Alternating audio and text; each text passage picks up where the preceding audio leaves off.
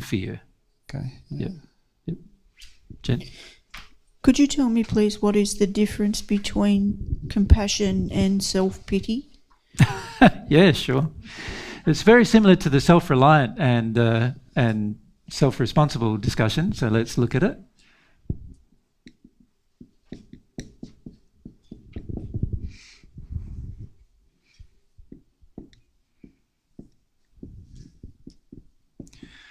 Okay, you tell me. Remember, with the self-reliant and self-responsible discussion, one was a list of a whole heap of things that were really false beliefs, weren't they? And the other was a whole list of things that were really about God's truth. So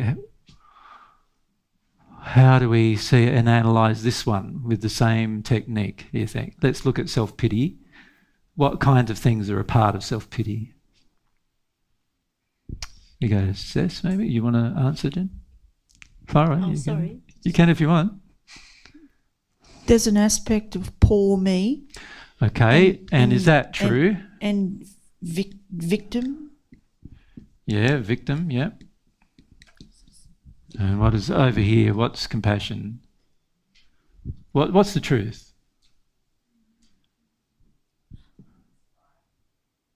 Well, this poor me thing, what is the truth? Well, you might not be okay, you might have pain, right? Right. I don't know. Isn't it interesting? You see why we confuse these emotions, right? Any ideas? Well, what's humility? What's humility? Humility is the desire to experience any emotion, isn't it? Right? So if we analyse the desire to feel any emotion, what do we get out of that? The poor me is an emotion of what? Isn't it basically an anger-based emotion? Isn't it really just saying, I shouldn't have to deal with that because I've had to deal with all this terrible crap in my life and I'm just going to try to avoid all that, isn't it? Isn't it a desire to avoid emotion? Really? By wallowing in a feeling of, oh, I've had so many bad things happen to me, it's so terrible, it's so bad. Are we really feeling any of those bad things in that moment?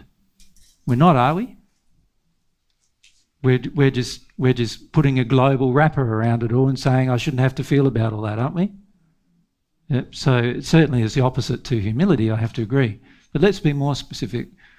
If we come to Deirdre. The opposite of that might be I'm one of God's children and I can cope with anything. Yeah, I am the highest of God's creations. Yeah, what a contrast.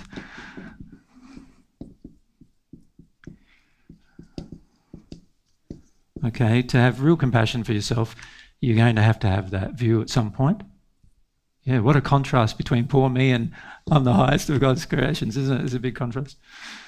Yeah, what else? Victim. What's a victim?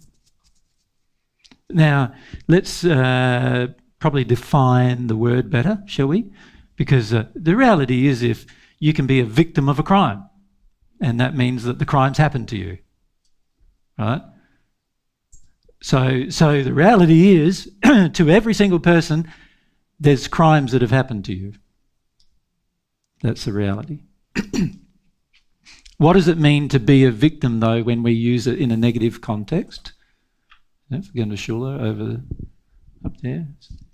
Does it mean that you're helpless? You can't do anything about it? Yeah, you sort of believe in all of this false beliefs about powerlessness and there's no way you can do anything about it. There's no way you can overcome it, isn't there? And we use that in a negative term to be a victim sort of thing, don't we? What it means to be a victim. So here what we're really saying is that we're powerless. What else? I can't change.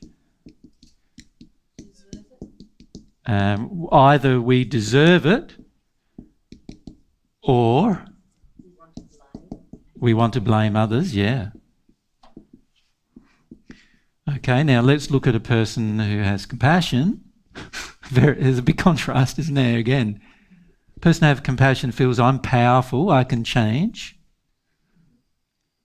I didn't deserve it, but I can deal with it. Don't they? Isn't it completely different? Yeah, almost opposite. Okay. And what I've just taught you in those two analyses is what? That you can analyse almost any emotion and see whether it's out of harmony or in harmony with love. Can't you? There you go. That's a good thing to know.